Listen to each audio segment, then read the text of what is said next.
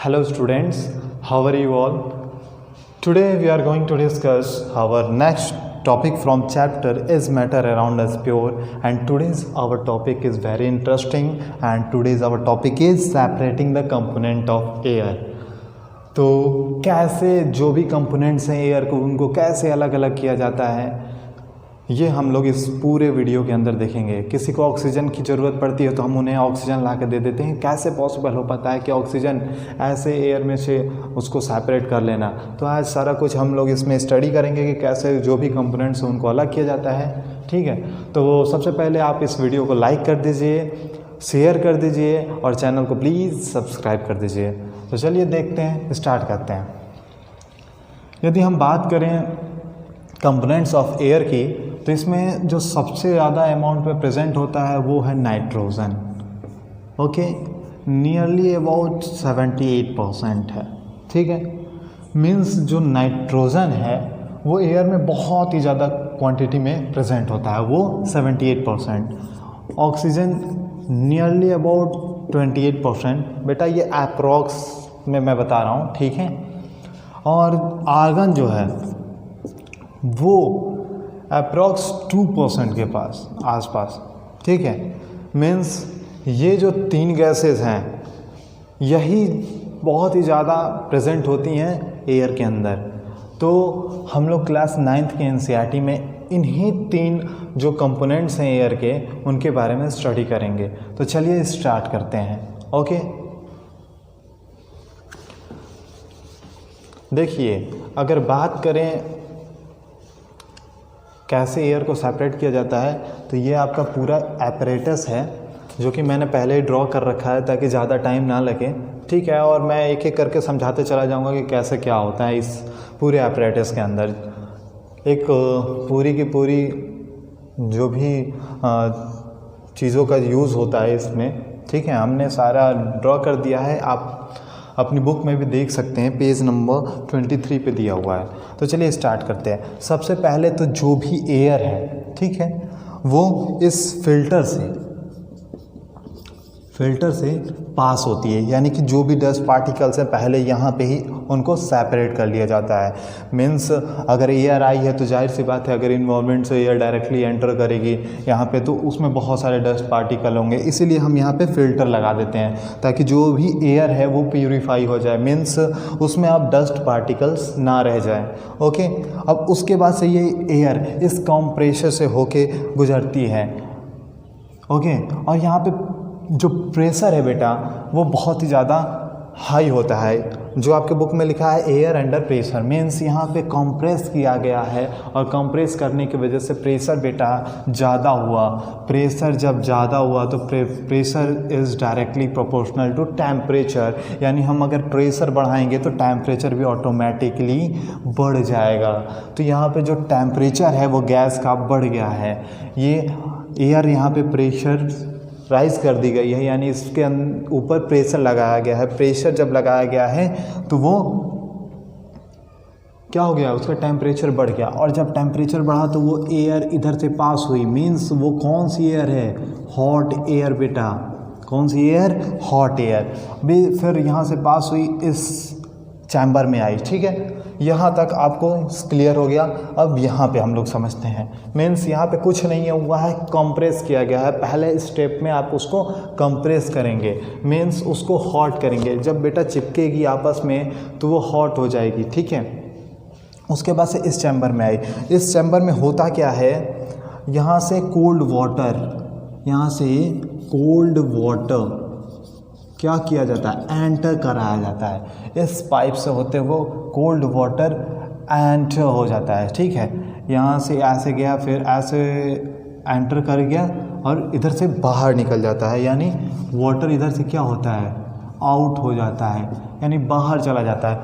इससे फ़ायदा क्या हुआ आपको, जो भी हॉट एयर थी बेटा यहाँ से कोल्ड एयर पास करने की वजह से जो भी पाइप्स की बाउंड्री है, यानी कि जो भी इसका मेटल जिससे बना हुआ है वो भी क्या होगा, कोल्ड हो जाएगा। कोल्ड होने की वजह से होगा क्या, जब एयर हॉट एयर इसके कांटेक्ट में आएगी तो वो क्या होगा, उसका टेम्परेचर लो हो जाएगा।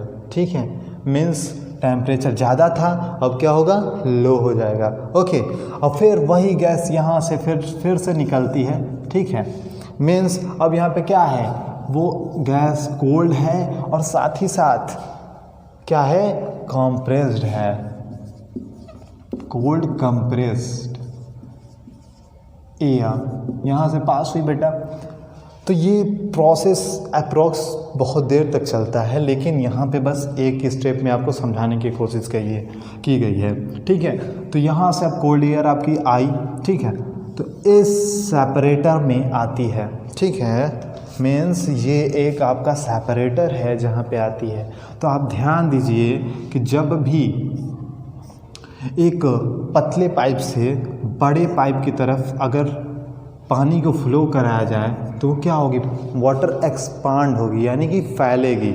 वही यहाँ पे भी होता है, जो कोल्ड कंप्रेस एयर है वो यहाँ पे आती है और क्या होती है, एक्सपांड हो जाती है, यानी कि फैल जाती है। और फैलने की वजह से इसका जो टेम्परेचर है वो क्या होता है, कम हो जाता है, ठीक है। मीन्स अभी तक तो टेम्परेचर बहुत ही ज़्यादा था और बहुत ही ज़्यादा था, मीन्स प्रेशर हम अप्लाई किए थे तो टेम्परेचर ज़्यादा हुआ था। लेकिन जब यहाँ पे आई और एक्सपांड हुई, प्रेशर ऑटोमेटिक कम हो गया, तो ये एक्सपांड होने के कारण इसका जो टेम्परेचर होता है -78 डिग्री सेल्सियस में चला जाता है। बेटा सिंपल है, यहाँ से आई, इसको हमने बहुत बार ये प्रोसेस की तो कोल्ड हुई, ठीक है, कंप्रेस तो वो है ही, लेकिन वो कोल्ड हुई और कोल्ड होने के बाद जो एयर है उसका जो टेम्परेचर है -78 डिग्री सेल्सियस में चला गया। और -78 डिग्री सेल्सियस पे जाने के बाद जो कार्बन डाइऑक्साइड है वो सॉलिडिफाई होता है, मीन्स वहाँ पे वो सॉलिडिफाई हो जाता है और जो भी ड्राई आइस है वो यहाँ से निकल जाता है, मीन्स कार्बन डाइऑक्साइड यहाँ से सेपरेट हो गया। ओके, फिर यहाँ से वो थोड़ी कोल्ड हुई है, ज़्यादा नहीं हुई है, थोड़ी कोल्ड हुई है, तो वो फिर एक्सपांसन जेट, इसको एक्सपांसन जेट बोला जाता है। यहाँ पे भी बेटा क्या किया जाता है, एक्सपांसन किया जाता है, यानी अभी तक ये क्या है, कंप्रेस करके इसको लिक्विड में कन्वर्ट किया गया है, बस केवल ऑक्सीजन निकला हुआ है, ठीक है, यानी जो ऑक्सीजन गैस है वो निकल चुकी है। अब जो भी एयर बचे हैं वो लिक्विड में ही आगे बढ़ेंगे और फिर यहाँ पे इसका एक्सपांसन होगा। जब यहाँ पे दोबारा एक्सपांसन होगा तो टेम्परेचर आपका क्या होगा, फिर डाउन होगा, यानी 78 से अब वो अप्रॉक्स 184 डिग्री सेल्सियस के आसपास जब आता है तो बेटा जो आपका ऑक्सीजन होता है वो क्या होता है, लिक्विड स्टेट में रहता है, लेकिन जो नाइट्रोजन है अभी भी वो लिक्विड स्टेट में नहीं रहते हैं। मीन्स अब जो यहाँ पे ऑक्सीजन है वो क्या होगा, लिक्विड स्टेट में रहेगा और लिक्विड स्टेट में रहने के कारण यहाँ पे वो इधर, ये बेटा इधर से आएगा और इस सिलेंडर के अंदर चला जाएगा। ये है आपका लिक्विड ऑक्सीजन। ओके, लिख देते हैं लिक्विड ऑक्सीजन। लेकिन अगर बात करें नाइट्रोजन की या फिर आर्गन की, तो उनका टेम्परेचर जो होता है वो 196 पे लिक्विड में आएंगे, यानी कि उनका अगर टेम्परेचर इतना कम किया जाएगा तब वो लिक्विड में आएंगे। और हमने कितना कम किया, -184 डिग्री सेल्सियस ही किया, यानी -78 था तो यहाँ पे कार्बन डाइऑक्साइड अलग हो गया और -84 हुआ तो लिक्विड में ऑक्सीजन आया और ऑक्सीजन अलग हो गया। लेकिन अगर बात करें नाइट्रोजन की और आर्गन की तो उनका जो टेम्परेचर है वो ज़्यादा रहा। एक्चुअली यहाँ पे फ्रैक्शनल डिस्टिलेशन का प्रोसेस होता है, यहाँ पे फ्रैक्शनल डिस्टिलेशन होता है। आप लोग अगर नहीं पढ़े हैं तो प्लीज़ पीछे की जो वीडियो है, इसकी पहली वीडियो पार्ट 1 सेपरेशन का जो पार्ट 1 है वो आपको मैंने अपलोड किया हुआ है अपने चैनल पे, तो वहाँ से जाके विजिट कर सकते हैं, या फिर लिंक आपको डिस्क्रिप्शन बॉक्स में दी गई है, वहाँ से आप फ्रैक्शनल डिस्टिलेशन क्या होता है जाके पढ़ सकते हैं। वहाँ पे आपको पता चल जाएगा कि अगर नियरली बहुत ही ज़्यादा अगर टेम्परेचर डिफरेंस नहीं होता है तो कैसे हम अलग करते हैं। बेटा वो यहाँ पे अप्लाई किया जाएगा, जिससे यहाँ पे जो नाइट्रोजन होगी वो निकल जाएगी और जो ऑर्गन होगी यहाँ से वो निकल जाएगी। तो इस तरह से हम पूरा का पूरा जो भी एयर है, ठीक है, उसके कंपोनेंट्स को अलग करते हैं। तो आई होप ये सारी चीज़ें आपको क्लियर हुई होंगी। अगर इसमें कोई भी प्रॉब्लम आती है तो आप डायरेक्टली मुझसे पूछ सकते हैं। ओके, उसके लिए आप कमेंट कर दीजिए कि जो भी आपको डाउट्स हैं मैं वहाँ पे आपको रिप्लाई दे पाऊँ। तो ये का पूरा आपका ये एक एपरेटस टाइप का था, जहाँ से एपरेटस तो नहीं कर सकते हैं, ये पूरा सिस्टम है, ठीक है, जहाँ से हम कंपोनेंट्स ऑफ एयर को अलग करते हैं। बेटा यहाँ से नाइट्रोजन निकल गया, यहाँ से आर्गन निकल गया, ठीक है। किसी को कोई कन्फ्यूज़न अगर होगी तो आप प्लीज़ कमेंट कर दीजिए। एक बार और थोड़ा सा देख लेते हैं सब फटाफट। ये था आपका फ़िल्टर, यहाँ से एयर एंटर हुई, एंटर होने के बाद से इसको हम कंप्रेस कर दिए और कंप्रेस करने के बाद से जो टेम्परेचर है वो इंक्रीज़ किया एयर का। मीन्स अब वो है तो कंप्रेस, लेकिन उसका टेम्परेचर बहुत ही ज़्यादा है। तो हमने क्या किया, वाटर जो कोल्ड वाटर है उसको हमने पास किया और वहाँ पे एयर को लाया, तो एयर कांटेक्ट में आने की वजह से क्या होगी, कोल्ड हो जाएगी। अब कोल्ड कंप्रेस्ड एयर यहाँ से चली और इस सेपरेटर में, ठीक है, सेपरेटर, इस सेपरेटर से होके वो गुजरेगी और जब इस सेपरेटर से होके गुजरेगी तो सबसे पहले यहाँ पे उसका टेम्परेचर लो होगा, यानी कि एक्सपांड होगी ना यहाँ पे एयर, और जब एक्सपांड होगी तो टेम्परेचर लो होगा। जाहिर सी बात है, जब लो होगा तो जो ड्राई आइस है, यानी कार्बन का जो सॉलिडिफाई होना होता है उसी को ड्राई आइस कहते हैं, ड्राई आइस बाहर निकल जाएगा, ठीक है। यहाँ से आपका कार्बन डाइऑक्साइड बाहर निकल जाएगा, लिख देते हैं जो कार्बन डाइऑक्साइड है, ऐसे लिख देते हैं, ठीक है। कार्बन डाइऑक्साइड वहाँ से बाहर निकल गया। फिर ये एक्सपांसन जेट है बेटा, यहाँ से जो भी लिक्विड एयर है, ठीक है, मीन्स अभी हमने कंप्रेस किया हुआ है ना, अभी भी एयर कंप्रेस है, केवल अभी निकला है कार्बन डाइऑक्साइड, मीन्स बाकी की एयर कंप्रेस है और फिर उनका क्या हुआ, एक्सपांसन हुआ। तो जो लिक्विड ऑक्सीजन है बेटा, क्योंकि इसका टेम्परेचर अभी भी बहुत ही ज़्यादा ड्रॉप हम नहीं किए हैं, तो जो लिक्विड एयर ऑक्सीजन है वो क्या होगा, इस सिलेंडर में पास हो जाएगा और नाइट्रोजन आर्गन यहाँ से निकल जाएंगे, यहाँ पे फिल्टर फ्रैक्शनल डिस्टिलेशन होगा। ओके, तो आज के लिए ये वाला टॉपिक आपको अगर क्लियर नहीं हुआ होगा तो आप ज़रूर कमेंट कर दीजिएगा। अब हम बात करेंगे नेक्स्ट, जो हमारा टॉपिक है वो है how can we obtain pure copper sulphate from an impure sample. तो बेटा बहुत ही इजी है, आप क्लास 8th में भी पढ़े हुए हैं और यहाँ पे भी हम लोग अभी डिस्कस कर लेते हैं। तो इसको अगर आप लोग को नोट करना है नोट कर लीजिए, नहीं तो आपके बुक में दिया हुआ है, ठीक है। प्रेशर यहाँ पे बढ़ेगा तो ही टेम्परेचर इंक्रीज़ करेगा, इसको आप नोट कर सकते हैं। और यहाँ पे प्रेशर कम हुआ, टेम्परेचर कम हुआ, ठीक है, इसको भी आप समझ सकते हैं। तो चलिए नेक्स्ट जो हमारा टॉपिक है उसे देख लेते हैं।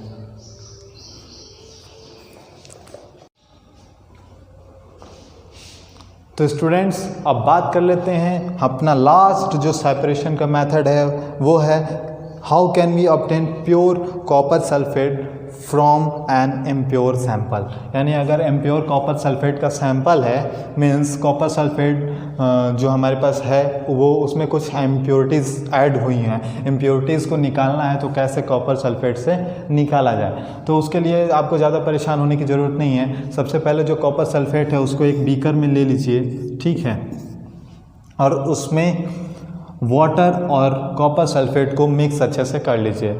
मिक्स करने के बाद आप इसको चाइना डिश के अंदर, ठीक है, चाइना डिश के अंदर इसको आप पोर कर लीजिए, ठीक है। जब आप पोर करेंगे फिल्टर पेपर की हेल्प से, ऐसे ही डायरेक्टली पोर नहीं करना है, फिल्टर पेपर पहले एक रख देना है। कौन सा पेपर,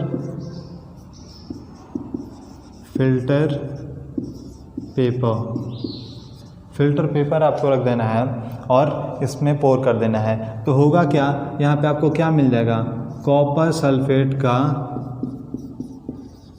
सॉल्यूशन मिल जाएगा, सल्फेट का सॉल्यूशन मिल जाएगा। कॉपर सल्फेट का जब सॉल्यूशन मिलेगा आपको सिंपली करना क्या है, यहाँ पे इवोपरेशन करना है। इवोपरेशन, अब कॉपर सल्फेट हमें मिल गया है तो जाहिर सी बात है हमें वाटर अगर रिलीज कर देते हैं, सॉल्यूशन में मिला है मीन्स वाटर इसमें ऐड है। अब वाटर को जब रिलीज़ करना है तो हम इसको हीट कर देंगे कुछ देर के लिए, और जैसे ही बेटा आप हीट करोगे, ठीक है, तो जो भी वाटर मॉलिक्यूल्स हैं वो क्या हो जाएंगी, रिलीज़ हो जाएंगी। ठीक है, मीन्स आप जैसे ही इसको हीट करोगे जो भी वाटर मॉलिक्यूल्स हैं वो रिलीज़ हो जाएंगे। तो आपको लास्ट में जब आप इसको कूल करने के लिए रख दोगे तो आपका जो लास्ट स्टेप होगा उसमें आपको मिल जाएगा कॉपर सल्फेट का क्रिस्टल, और इसी प्रोसेस को हम बोलते हैं क्रिस्टलाइजेशन। ठीक है, तो क्रिस्टलाइजेशन टेक्निक का यूज़ हम कब करते हैं, जब कहीं क्रिस्टल बना करके हमें चीज़ों को अलग करना होता है तब। ठीक है, crystallisation is the process that separate a pure solid in the form of its crystal from a solution. यानी कि क्रिस्टलाइजेशन एक प्रोसेस है जिसमें आपका जो प्योर सॉलिड है इन the form of crystal separate हो जाता है। ठीक है, यानी यहाँ पे सॉलिड क्या था, कॉपर सल्फेट था, और in the form of crystal ही वो क्या हुआ, सेपरेट हो गया। तो बहुत ही सिंपल सा था क्रिस्टलाइजेशन। इसका एप्लीकेशन क्या है, purification of salt that we get from sea water, यानी जो भी सी वाटर से हम सॉल्ट पाते हैं वो किस प्रोसेस से पाते हैं। इसी तरह से ना वहाँ पे क्या करते हैं, जो भी सी वाटर है उसको हम एक बड़े बड़े गड्ढों में स्टोर कर लेते हैं, वहाँ पे इवोपरेशन होता है। इवोपरेशन होने के बाद से वाटर इवोपरेट हुआ तो क्या बचा, सॉल्ट बचा इन द फॉर्म ऑफ क्रिस्टल। तो that is the application of that this crystallization process. Okay, and after that separation of crystal of alum from impure sample. तो बहुत ही छोटा सा ये टॉपिक था, तो आपका जो भी सेपरेशन का टॉपिक था वो ख़त्म हो चुका है। अब हम नेक्स्ट वीडियो में बात करेंगे फिज़िकल एंड केमिकल चेंज की। तो आप लोग इसे पढ़ के रखिएगा क्योंकि बहुत ही इजी सा टॉपिक है, ये भी एक छोटा सा टॉपिक है, और उसी में हम लोग डिस्कस करेंगे what are the types of pure substance, और उसके बाद से ये चैप्टर ओवर हो जाएगा। तो कैसी लगी आपको वीडियो, नीचे कमेंट बॉक्स में कमेंट करके बताएं, और प्लीज़ इस वीडियो को जितना से शेयर हो सके उतना शेयर करिए ताकि आपके फ्रेंड्स को ये हेल्प कर पाए, और साथ ही साथ वीडियो को लाइक करिए और चैनल को प्लीज़ सब्सक्राइब करिए। जय हिंद, वंदे मातरम।